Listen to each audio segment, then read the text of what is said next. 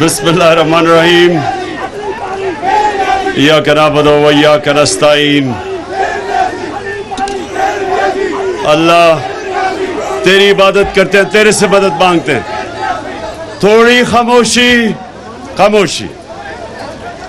मैं आज अपने मजदूर रहनुमा उनको सबसे पहले खुश आमदीद कहता हूँ, और हमारे जो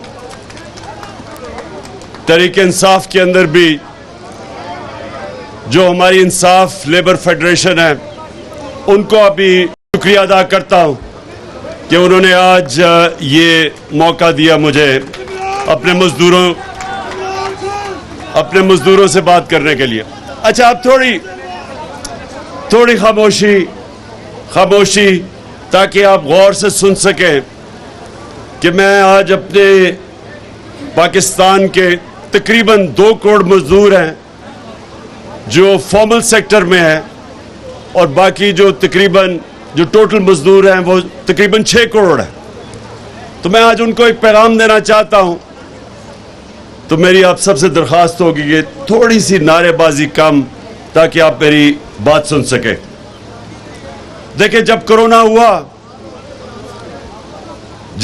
हुआ तो सारी दुनिया के अंदर लॉकडाउन लगाया गया, और लॉकडाउन इसलिए लगाया गया कि दुनिया का यह ख्याल था कि वो वबा को फैलने से सिर्फ लॉकडाउन बचा सकता है। और आपको पता है कि यूरोप के अंदर चाइना का जो वुहान शहर था, उधर सारी जगह लॉकडाउन लग गया,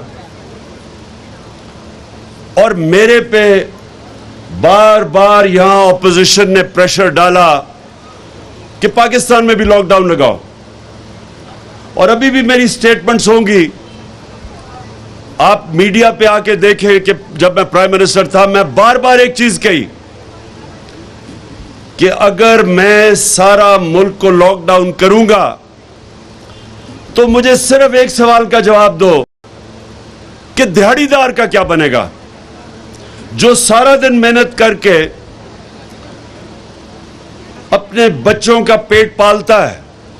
जब आप लॉकडाउन कर देंगे तो उसकी तो दिहाड़ी गई, तो वो अपने बच्चों को कैसे पालेगा, अपने घर वालों को किस तरह पैसा लेके आएगा।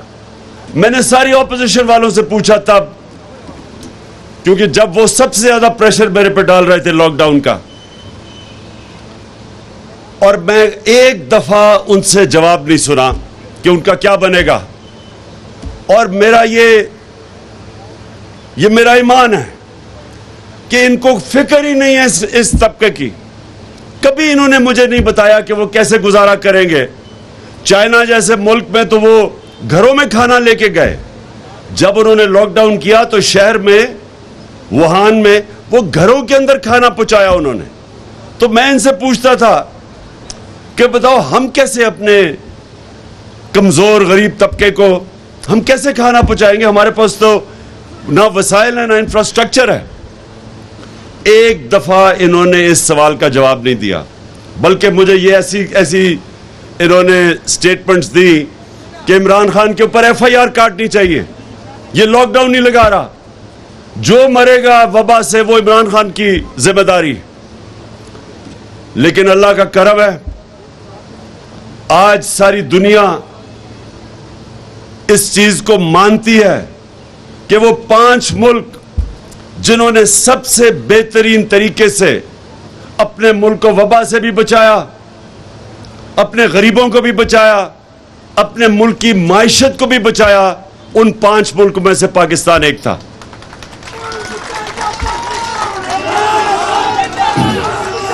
अब हमने किया क्या? हमने सबसे पहले लॉकडाउन पूरी तरह नहीं लगाया, हिंदुस्तान में नरेंद्र मोदी ने लगाया, और वहां उनकी जो दौलत में जो इजाफा हो रहा था वो -7% पे चला गया, बेरोजगारी बढ़ गई, गुर्बत बढ़ी। वहां हमने अपने मुल्क में स्मार्ट लॉकडाउन लगाई, यानी कि थोड़ी थोड़ी जगह पे लगाए, لیکن ہم نے نہ کنسٹرکشن سیکٹر کو بند ہونے دیا جو روزگار دیتا تھا لوگوں کو، نہ ہم نے اپنی زراعت کو متاثر ہونے دیا، اور نہ ہم نے اپنی انڈسٹری کو روکا۔ ہمارا ٹیکسٹائل سیکٹر جب دنیا میں لاک ڈاؤن ہوا تھا تو ہم نے اپنی انڈسٹری کو چلنے دیا، جس کی وجہ سے ہماری ایکسپورٹس بڑھی، جس کی وجہ سے اللہ نے خاص کرم کیا اس ملک پہ کہ آخری 2 سالوں میں 5.6% اور دوسرے آخری سال میں 6% ملک کی دولت میں اضافہ ہوا، G D P growth rate ہوئی،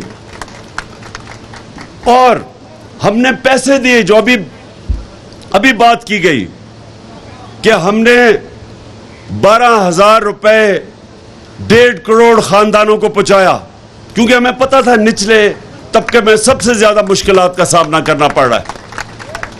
اور صرف یہ نہیں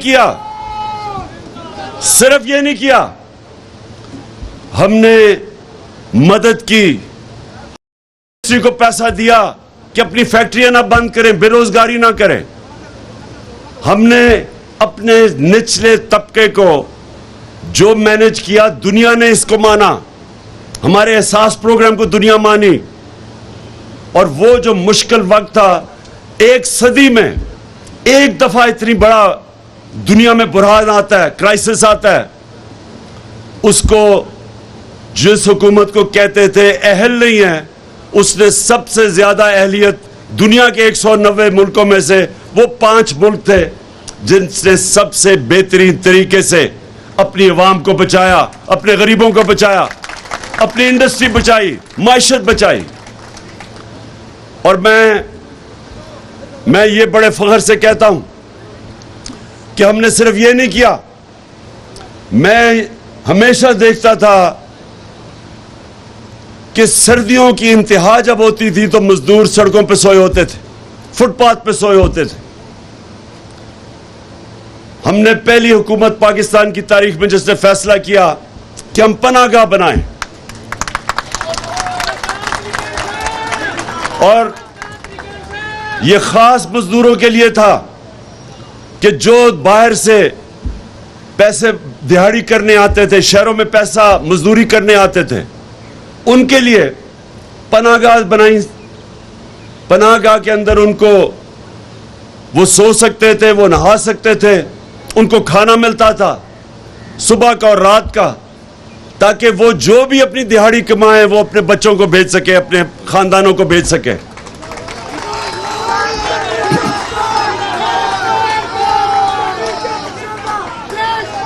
اس کے بعد یہ کہ پہلے ہم نے پختونخوا میں تھوڑے سے ایک نچلے طبقے کو صرف ہم نے شروع کی صحت کارڈ دینا، پھر ہم نے سارے پختونخوا میں، سارے پنجاب میں، سارے گلگت بلتستان میں، آزاد کشمیر میں، جدھر جدھر ہماری گورنمنٹس تھی، ہم نے ساری گورنمنٹس کو ہیلتھ انشورنس یعنی صحت کارڈ دیا کہ ہر خاندان کے پاس 10 لاکھ روپے کی ہیلتھ انشورنس ہو، اور سب سے بڑی بات کیا، وہ کسی بھی ہسپتال میں 10 لاکھ روپے تک اپنا علاج کروا سکتے تھے۔ یعنی کہ لاہور کے جو پرائیویٹ سیکٹر میں ڈاکٹرز ہاسپٹل جدھر سب سے مہنگا علاج ہے، ادھر بھی ایک مزدور صحت کارڈ پہ جا کے اپنا دل کا آپریشن کروا سکتا تھا۔ یہ پہلی دفعہ پاکستان میں ہوا، نہیں تو بیچارہ غریب دھکے کھاتا ہے سرکاری ہسپتالوں میں اور امیر پرائیویٹ ہاسپٹل میں جاتا تھا۔ یہ پہلی دفعہ پاکستان میں ہم نے اپنے عام لوگوں تک جو سب سے مشکل ایک گھرانے پہ جو وقت ہوتا ہے وہ ہوتا ہے جب بیماری ہوتی ہے اور ان کے پاس پیسہ نہیں ہوتا علاج کا، وہ ایک پورا گھرانہ قرضے لیتا ہے اور غربت کی لکیر سے نیچے چلا جاتا ہے سارا گھرانہ۔ اس لیے ہم نے فیصلہ کیا کہ ہم ایک پروٹیکٹ کریں، تحفظ دیں اپنے اس طبقے کو جو صرف اور صرف بیماری کی وجہ سے سارا گھرانہ غربت کی لکیر سے نیچے چلا جاتا، تو ہیلتھ کارڈ دیا۔ یہ پاکستان کی تاریخ میں پہلی دفعہ ہوا پھر ہم نے کامیاب جوان اور کامیاب پاکستان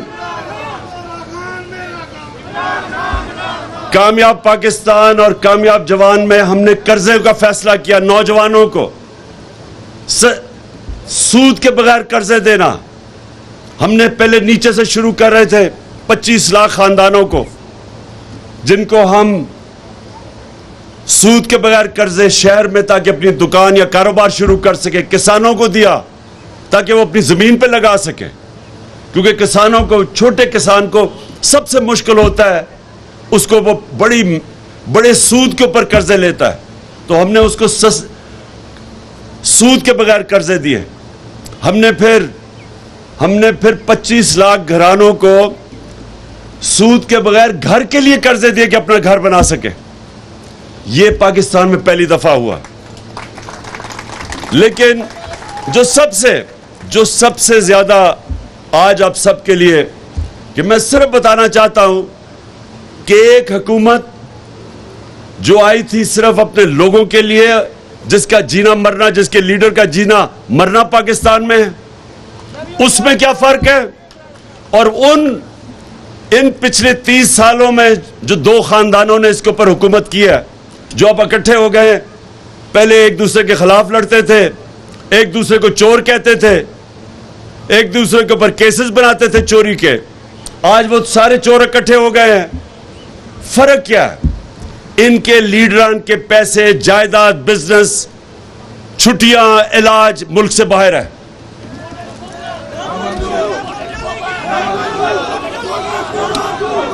اور اسی لیے ان کو امریکہ نے ہمارے اوپر مسلط کیا ہے, کیونکہ ان کے پیسے باہر پڑے ہیں. یہ کنٹرول ہو سکتے ہیں, یہ لوگ کنٹرول ہو سکتے ہیں. یہ جب بھی جدھر ان کا پیسہ ہے ادھر ان کے کنٹرول پڑے ہیں, ادھر ان کی ڈوریاں پڑی ہوئی ہیں. جو وہ کہیں گے یہ کریں گے. اگر روس سستا تیل بیچ رہا تھا, جو ہم ان سے معاہدہ کر رہے تھے کہ 30% کم قیمت پہ تیل روس سے خریدیں, ہندوستان 40% کم قیمت پہ روس کا تیل خرید رہا ہے. جب یہ 60 روپے لیٹر بڑھا رہے تھے ڈیزل اور پیٹرول, تو ہندوستان میں 25 روپے کم کر رہے تھے.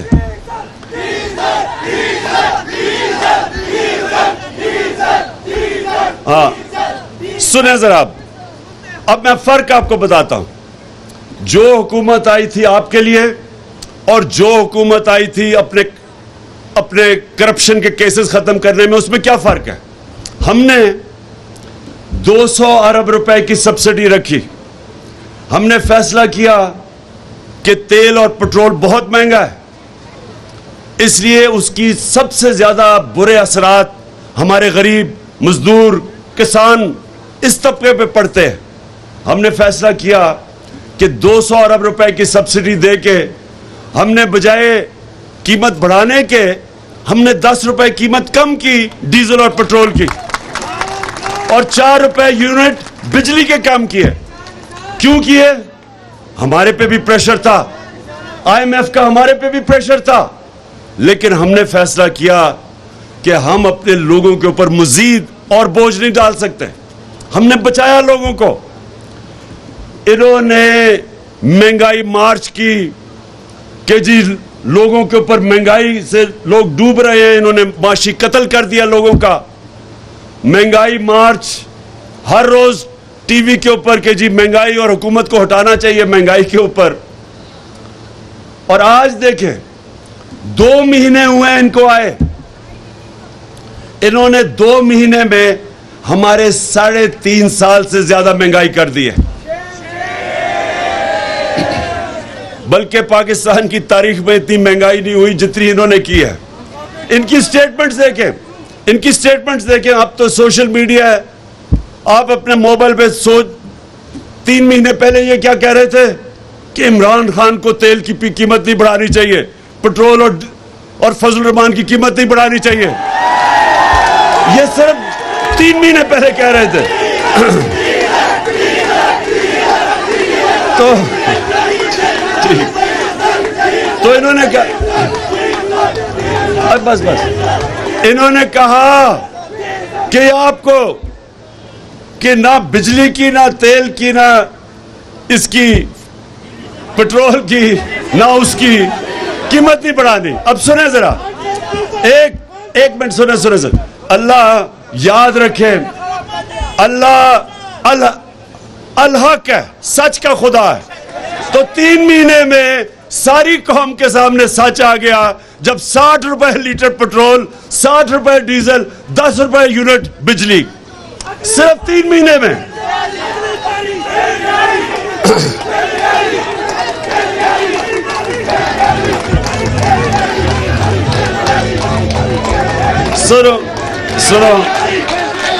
سنو اور ابھی یہی نہیں, صرف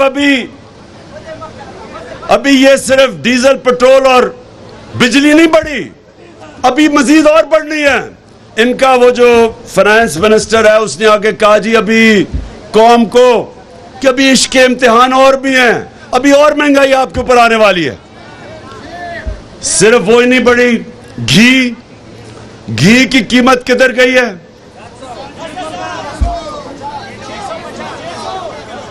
کبھی پاکستان کی تاریخ میں ایسے گھی کی قیمت بڑھی ہے؟ اس کے بعد آٹا, چینی, یعنی ایک چیز, چاول, جو بھی چیزیں عام آدمی کھانے, سب چیزیں بڑھ گئی. اور خواتین کو تو بہتر پتا ہوگا کہ کس طرح چیزیں بڑھی ہیں. اب میرا آپ سب سے,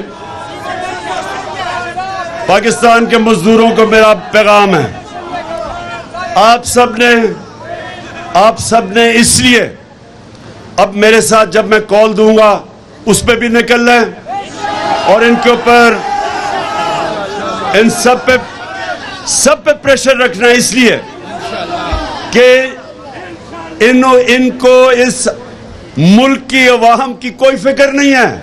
ان کو فکر وہ ہے جو امریکہ حکم کرتا ہے. امریکہ جو کہے گا یہ کریں گے. لہذا میں سارے اپنے مزدوروں کو آج پیغام دے رہا ہوں کہ آپ سب نے تیاری کرنی ہے. جب تک پرامن احتجاج کرنا ایک جمہوریت کے اندر ہم سب کا حق ہے, اور کوئی حکومت کو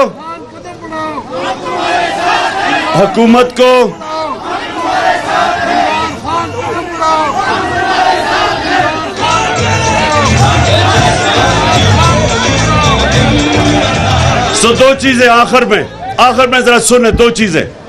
ایک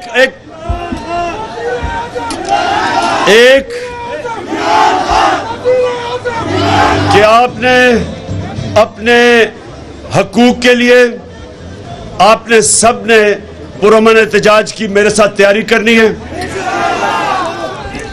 اگر ہم کرونا کے دوران ہم لوگوں کو پیسے دے سکتے تھے, ہمیں پتا تھا نچلے طبقے کو مشکل میں ہے, اگر ہم 1.5 کروڑ خاندان کو 12,000 روپے دے سکتے تھے, تو اس مشکل وقت میں جب ہر چیز مہنگی ہو گئی ہے, یہ اس حکومت کی بھی ذمہ داری ہے کہ یہ اسی طرح نچلے طبقے کو, نچلے خاندانوں کو پیسے دے, 12,000 دے جس طرح ہم دیتے تھے, تاکہ لوگوں کے اوپر بوجھ کم ہو. اور دوسری چیز میری آخری چیز سن لو, اب آخری بات سنو.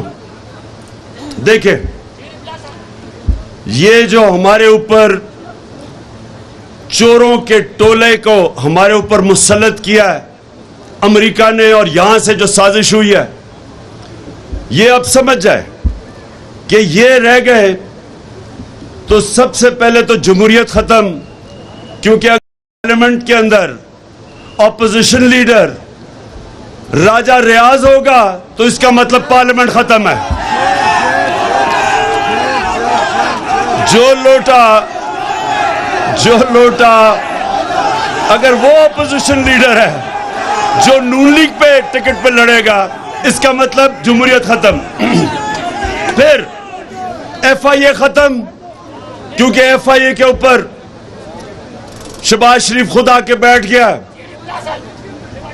جس طرح میں نے کہا کہ दिया दूध की हिफाजत करने के लिए। इसने आते साथ ही अपने सारे केसेस खत्म किए। 16 अरब रुपए के केसेस है इसके ऊपर, जिसमें इन्होंने इनके होते हुए डॉक्टर रिजवान जो इन्वेस्टिगेट कर रहा था, पहले वो मरा हार्ट अटैक से। उसके बाद जो नदीम था इन्वेस्टिगेटिंग ऑफिसर, उसको हार्ट अटैक हुआ। फिर गुलजार मरा जो इनकी नौकरी करता था, जिसके अकाउंट में पैसा आया, वो हार्ट अटैक से मरा।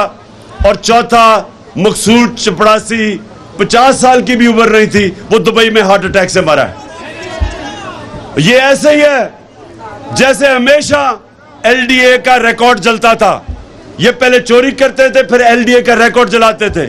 ये इसी तरह ये एफआईए के अंदर भी अपना रिकॉर्ड साफ कर रहे हैं। नैब के ऊपर बैठ गया। सारे चोरों ने अरबों रुपए की जो चोरी की थी, नैब खत्म। उसके बाद पुलिस का ये हाल है कि हमारे जमाने में कोई बताया हमने किसी के ऊपर झूठा केस किया हो। जब से इन्होंने संभाला है, पुलिस को इस्तेमाल कर रहे हैं लोगों के ऊपर झूठे केसेस, झूठी एफआईआर। मेरे ऊपर कोई 8 एफआईआर है, सारे हमारे लोगों के ऊपर उन्होंने केसेस किए हैं। हमारे दौर में कब हमने कभी किसी, इन्होंने लॉन्ग मार्च की। मैंने तो जब ये बिलावल ने कम पे टांगने वाली मार्च की, और उससे पहले फजलुर रहमान ने 2 दफा लॉन्ग मार्च की। मैंने खुद कहा कि मैं आपको खाना भी भिजवाऊंगा, कंटेनर भी दे दूंगा। हमने कभी कोई कंटेनर रखा ना, इनका रास्ता रोका ना, इनको पकड़ धकड़ की। इन्होंने सहाफियों के ऊपर जो कर रहे हैं, आज जो सहाफत की आजादी है वो खतरे में है। एफआईआर काटी जा रही हैं।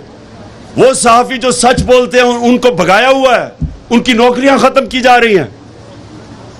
हमारे जमाने में हम फेक न्यूज की बात करते थे, यहां ये मुंह बंद कर रहे हैं सहाफत का। फिर मीडिया हाउसेस को पैगाम जा रहे हैं कि तहरीक इंसाफ की कवरेज ना करो। और फिर जो ब्यूरोक्रेसी है उसमें करप्ट लोगों को ऊपर लेके आ रहे हैं। तो ये जब से इक्तदार में आए हैं, ये सारे पाकिस्तान का निजाम तबाह कर रहे हैं, इंसाफ का निजाम तबाह कर रहे हैं। और अगर ये रह गए, ये वो नुकसान करेंगे इस मुल्क को।